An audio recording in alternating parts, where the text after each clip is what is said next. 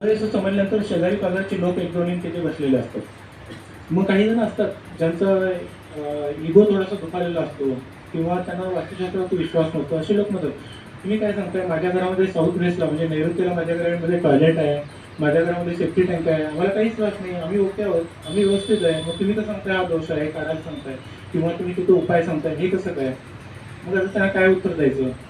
मग मी त्यांना सांगतो की तुमच्या पूर्वजन्माच्या कर्मानुसार किंवा तुमच्या पत्रिकेतील म्हणजे भविष्याचाही थोडासा भविष्य म्हणजे ॲस्ट्रॉलॉजीचाही थोडा आधार घेतला जातो.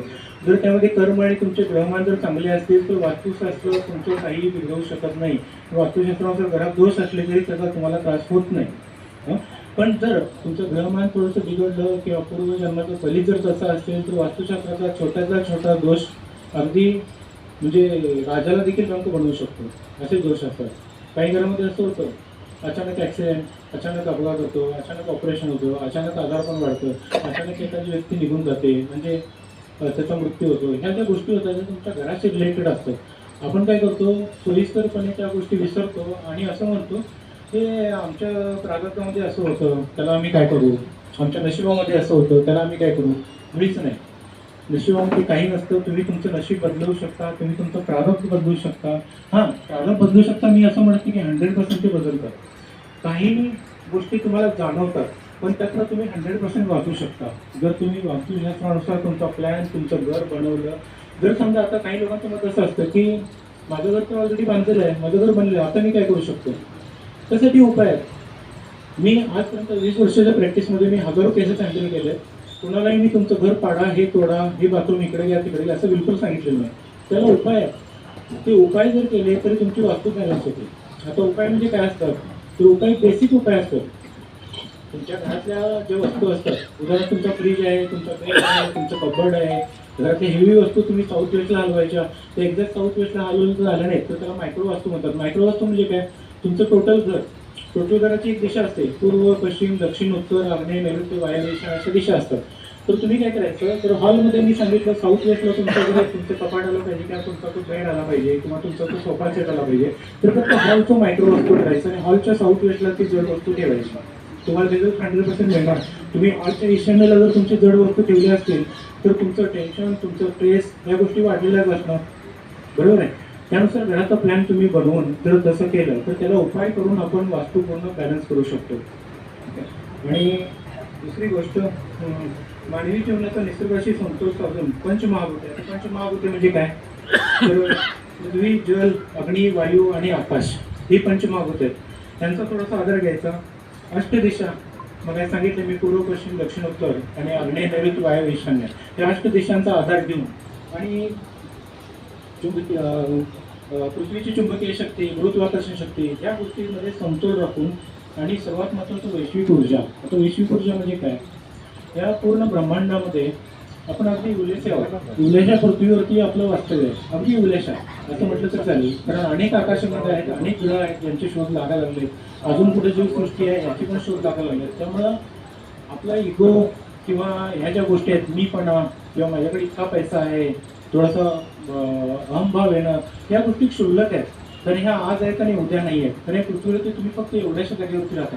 त्या जागेवरती जर तुम्हाला समाधानात राहायचं असेल तर तुम्हाला इगो सोडला पाहिजे, तुम्हाला तुमचं कर्म चांगलं ठेवलं पाहिजे आणि वास्तुशास्त्राचा थोडासा आधार देऊन मी म्हणेन तुमच्या फायद्यासाठी. आणि मला हे समाधान लागेल की बाबा चला मी एवढ्या लोकांचं किमान चांगलं केलं. कारण आज तुम्ही गुगलला किंवा जस्ट ट्रायलला जर माझे रिव्ह्यू चेक केले त्या रिव्ह्यूमध्ये तुम्हाला बऱ्याच लोकांचे अनुभव वाचायला मिळतील. त्या अनुभवामध्ये त्या लोकांची मतं जर तुम्ही वाचली तर निश्चितपणे मला तुमचा कॉल येईल. आणि मी असं म्हणणार नाही की तुम्ही मलाच कॉल करा, पण कोणताही एक चांगला वास्तू कन्सल्टंट निवडा जो तुम्हाला फसवणार नाही, जो तुम्हाला मिसगाईड करणार नाही. आजकाल काय झालंय, प्रोफेशनल वास्तू कन्सल्टंट खूप वाढलेत. तुम्ही पेपरला वाचला असेल किंवा टीव्हीवर ते ॲडव्हर्टाईज येतात, 8 दिवसाचा कोर्स आहे, महिन्याचा कोर्स आहे, 6 महिन्याचा कोर्स आहे, प्रत्येक रविवार तुमचे क्लासेस घेतले जातात आणि त्यानुसार वास्तुतज्ञ घडवले जातात. असं वास्तुतज्ञ होत नाही. म्हणजे थोडक्यात कसं, MBBSच्या अभ्यासाची पुस्तकं घरी आणून अभ्यास करतो आणि मी डॉक्टर होतो म्हटलं तर तसं नाही होत. त्याला एक प्रॅक्टिस लागते, एक अनुभव लागतो, हजारो केसेस तुम्हाला हँडल करायला लागतात. त्यावेळी कुठेतरी कॉन्फिडन्स येतो. मी सुरुवातीच्या काळामध्ये ज्यावेळी काम सुरू केलं तर मी पूर्ण घराचा प्लॅन काढायचो, त्यावरती डिटेल लिहायचं, मग तो प्लॅन कशा पद्धतीने कशाबद्दल निगेटिव्ह पॉझिटिव्ह सगळं लिहून काढायचं. आता मला त्याची गरज नाही आहे. मी तुमचं घर बघितलं की तिथले रिझल्ट आणि तुम्ही काय भोगताय, तुम्हाला काय त्रास होतोय आणि तुम्ही त्याचे काय फायदे घेतलाय हे मी सांगू शकतो तुम्हाला. हे कसं अनुभवाने येतं. त्यामुळं अनुभव हा महत्त्वाचा असतो. तुम्ही वास्तुतज्ञ निवडताना त्याचा अनुभव, त्याचं शिक्षण, त्याचं बोलणं, त्याच्याशी तुम्ही संपर्क साधा. त्याला विचारा, बाबा तू किती वर्ष प्रॅक्टिस करतो, तुझं क्वालिफिकेशन काय आहे, तू किती केसेस हँडल केलेत. आज सगळ्यात महत्त्वाचं म्हणजे सोशल मीडिया. तुमच्या प्रत्येकाकडं अँड्रॉइड मोबाईल असतो. जस्ट डायलला तुम्ही सर्च केलं, गुगलला सर्च केलं की बरेच वास्तू कन्सल्टंट येतात. त्यात माझं नाव तुम्हाला मिळेल. माझ्या कन्सल्टन्सीचं नाव आहे सर वास्तुशास्त्र कन्सल्टंट SIR. तर त्यामध्ये तुम्ही रिव्ह्यूज वाचले तर ॲटोमॅटिकली तुम्हाला कोण चांगलं आहे, कोण कसं आहे, कोणाचे रिव्ह्यू चांगले आहे ते कळतं. तसं आपण नॉर्मली बाहेरच्या शहरामध्ये जातो, एखादं हॉटेल आपल्याला बुक करायचं असतं. समजा मला बेंगलोरला जायचं, बेंगलोरला गेलं, मला काहीच माहीत नाही ना बेंगलोरची, मला हॉटेल बुक करायचं. मी काय करतो, गुगलला जाऊन रिव्ह्यू वाचतो अगोदर, त्या हॉटेलचे रिव्ह्यू कसं आहे, आणि मग त्या ठिकाणी मी जाऊन उतरतो. कारण मला रिव्ह्यू छान वाटले तर मी हॉटेल बुक करणार. तसं वास्तू कन्सल्टंट निवडताना त्याचे क्लायंटला डायरेक्ट तुम्ही जाऊन भेटू शकत नाही, कारण तुम्हाला माहीत नसतं माझे क्लायंट कोण आहेत. तुम्हाला ते गुगलवरनं किंवा जस्ट डायलने इझी कळतं. त्या क्लायंटला तुम्ही भेटू शकता, माझे रिव्ह्यूज वाचू शकता, त्यानंतर तुम्ही वास्तू कन्सल्टंट निवडायचा. पण मी असं सांगेन, तुमचं घर जुनं असू दे, नवीन असू दे, तुमचे प्लॅन घ्यायचा आहे, तुम्हाला फ्लॅट घ्यायचा आहे, तुम्हाला प्लॉट घ्यायचा आहे, तुम्हाला कमर्शियल वास्तू घ्यायची आहे, इंडस्ट्रीजमध्ये वास्तू तुम्हाला बांधायची आहे, तर प्रत्येक बाबतीमध्ये मी असं म्हणेन की तुम्ही वास्तुशास्त्राचा सल्ला घेऊनच तुम्ही पुढे पाऊल टाका. कारण तुमची नाही म्हटलं तर एक फ्लॅटमध्ये 50 लाख ते 60 लाखाच्या वरची अमाऊंट तुमची इन्व्हेस्ट होणार असते. कमर्शियल वास्तूमध्ये याच्या करोडोमध्ये होणार असते.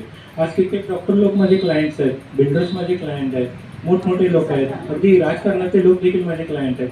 ते इन्व्हेस्ट करत असतात. त्या इन्व्हेस्टपासून त्यांना काहीतरी बेनिफिट घ्यायचा असतो. असं नाही की मी आज 50 लाख घातले म्हणजे मला तुझा लॉस झाला तर उद्या मी रस्त्यावर येणार ना. मग तुम्ही प्रिकॉशन घेऊन जर पुढे गेलात, वास्तुशास्त्राचे नियम फॉलो करून जर तुम्ही वास्तू घेतली